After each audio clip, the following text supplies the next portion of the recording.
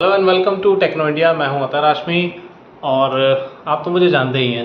तो आज मैंने सोचा कि थोड़ा सा डिफरेंट तरीके से वीडियो बनाया जाए। तो ये मेरा इंस्टीट्यूट है जिसे आप पिछले कुछ वीडियोस में देख चुके हैं। लास्ट वीडियो जो हमने बनाया है वो केस V3 का था, केस V3 के अनबॉक्सिंग का। तो ये जो केस V3 की अनबॉक्सिंग हो चुकी है वो वहाँ रखा हुआ आप देख सकते हैं। ओके, तो इसकी सिर्फ अनबॉक्सिंग नहीं हुई है, अब इसके साथ बहुत कुछ हो चुका है, जैसे कि मैं आपको दिखाना चाहूँगा कि आज मैंने केस V3 में हमारा जो सदाबहार सबसे पहले ECM होता है ना, EDC 17C55, ये मेरा फेवरेट ECM है एक्सपेरिमेंट करने के लिए। तो मैंने इसे केस V3 के साथ लगा दिया है, USB केबल वगैरह सारी चीज़ें कनेक्टेड है। तो आज के इस वीडियो में मैं आपको ये बताने वाला हूँ कि जो आपका केस V3 है वो इस पर्टिकुलर EDC 17C55 को किस तरीके से रीड करेगा, इसमें हम डेटा कैसे राइट करेंगे, कैसे आइडेंटिफिकेशन होता है, और इसका जो सॉफ्टवेयर का पूरा जो सेटअप होता है, जो पूरा गेटअप होता है, कैसे इसका इंस्टॉलेशन करना है, वगैरह वगैरह सारी चीज़ें आज के इस वीडियो में मैं कवर करने वाला हूँ।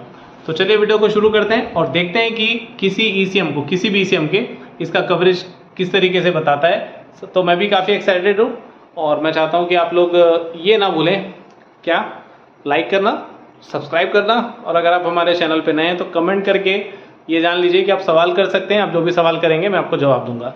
तो चलिए अतर आज में आपके लिए शुरू करता है आज का वीडियो।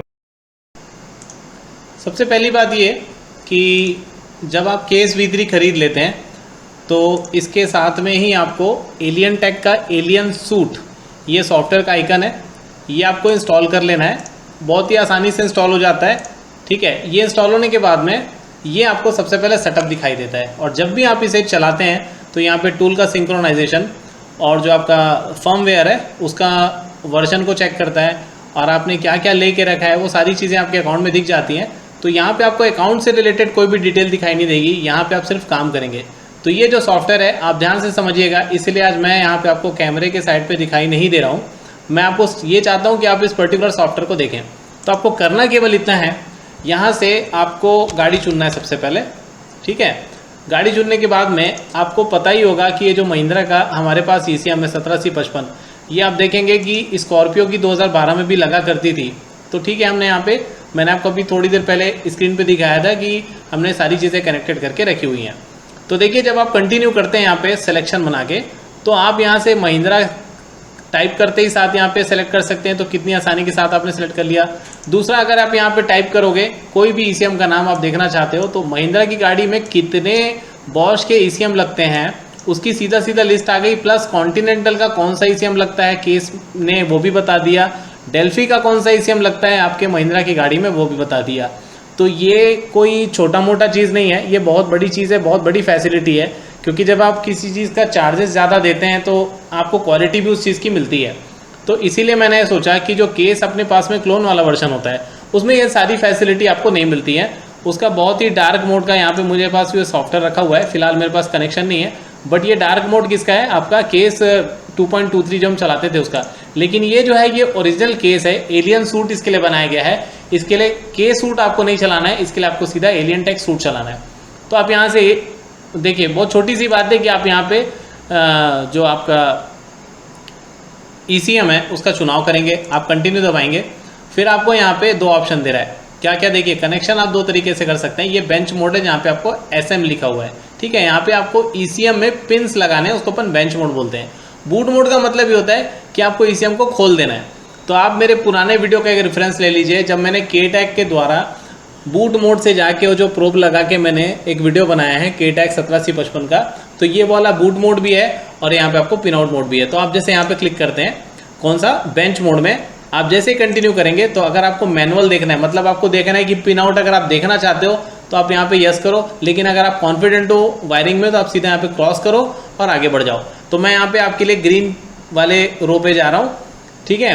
अब आप देखेंगे यहाँ पे कि ये वही केबलिंग है जो हमको आपकी ECU डिज़ाइन की वेबसाइट में मिल जाती है। ये कोई डिफरेंट आपको यहाँ पे वायरिंग नहीं मिलने वाली, ये सेम टू सेम वही डायग्राम है जो हमने पहले भी देखा हुआ है, जो कि आपको केस V3 भी दे रहा है। यहाँ पे आपको एलियन टेक का लोगो दिखाई दे रहा होगा कई जगह, आप देख सकते हैं। तो आपको ये सारे पिन आउट्स लगा देने, और मैं फिर से बोलूँगा कि मैंने आपको शुरू में ही दिखा दिया था कि मैंने ऐसी वायरिंग कर ली है। अब आप इसको क्लोज कर सकते हो, जो आपका हेल्प वाला मैनुअल खुला हुआ था। आपको यहाँ पे करना केवल इतना ही है कि आइडेंटिफाई सीपीयू में सबसे पहले क्लिक करना होता है। जैसे ही आप क्लिक करते हैं तो ये आपका आइडेंटिफिकेशन करेगा ईसीयू का। अगर आपका ईसीयू सही तरीके से लगा है, पावर वगैरह सब कुछ ओके है, तो आपका सीपीयू जो है आइडेंटिफाई हो जाएगा। लेट्स सी, देखिए यहाँ पे हमारा व्हीकल में आ गया महिंद्रा, ये स्कॉर्पियो 2012 2.2D TD और महिंद्रा वगैरह वगैरह, यहाँ पे सारी चीज़ों को इसने पढ़ दिया। अब अगर आप रीड करना चाहते हैं ईसीएम को या राइट करना चाहते हैं इसमें कोई फाइल, तो जाहिर सी बात है वही पुराना चीज़ है, बस इसका जो थोड़ा सा डिज़ाइन है वो काफ़ी अट्रैक्टिव है और काफ़ी इसका जो एनवायरनमेंट है काफ़ी प्रोफेशनल लगता है। तो ये था आपका केस 3 में किसी पर्टिकुलर ईसीएम को पहचान करना, उसकी वायरिंग करना, उसको आइडेंटिफाई करना और उसका जो फाइल है उसको रीड करना। तो देखिए फिर से रीड करने के लिए वापस आइडेंटिफाई कर रहा है।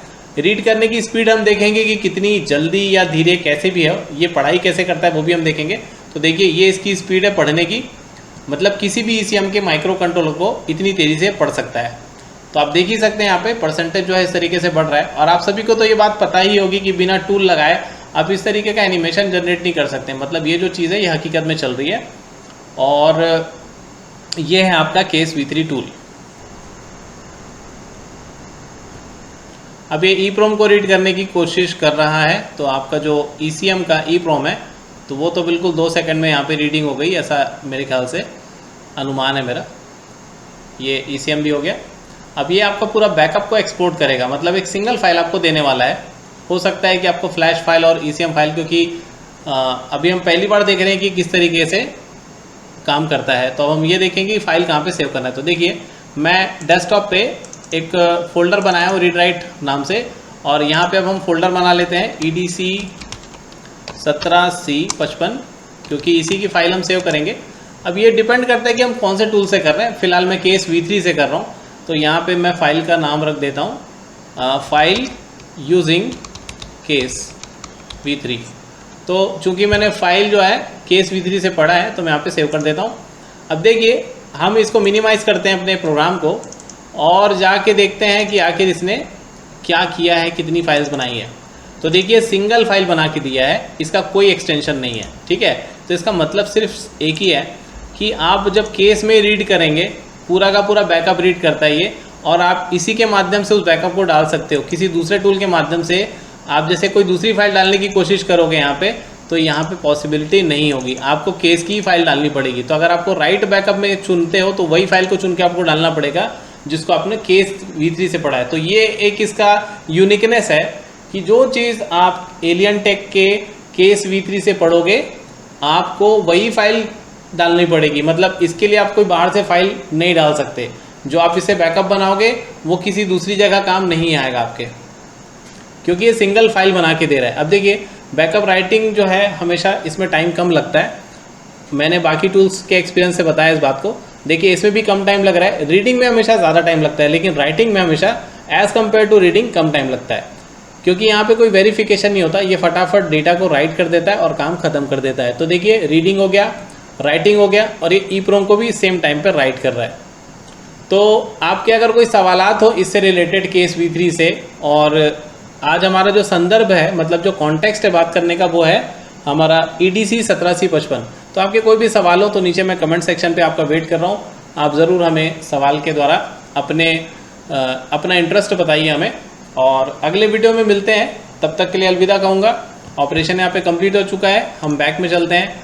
और जैसे आपको कोई भी यहाँ पे गाड़ी का डायग्राम देखना है, जैसे 17C61 का आपको मैनुअल डायग्राम देखना है, तो आप यहाँ पे देख सकते हैं। देखिए मैंने यहाँ पे 17C61 चुना है और इसमें भी 2 ऑप्शन दिखा रहे हैं। 1710 ये MCR 100 है, बिना MCR 100, ये M2DICR लिखा है यहाँ पे।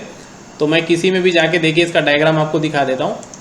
तो पिन आउट अगर आपको किसी को प्रॉब्लम होती है 17C61 का ढूंढने में, तो देखिए ये पिन आउट है उसका, यहाँ से आपको ये एडवांटेज मिल गया। तो ये ब्लैक वाला ECM है, ये डायग्राम आप यूज़ कर सकते हैं किसके लिए, आपके 17C61 के लिए। तो दोस्तों हम लोग का यहाँ पे वीडियो ख़त्म होता है, और ये केस V3 का लिखने का आपका बेनिफिट मिल सकता है कि आपको सारे डायग्राम यहाँ पे मिलेंगे सभी ECM के, क्योंकि मैक्सिमम सपोर्ट जो है वो केस V3 में मिलता है हमें।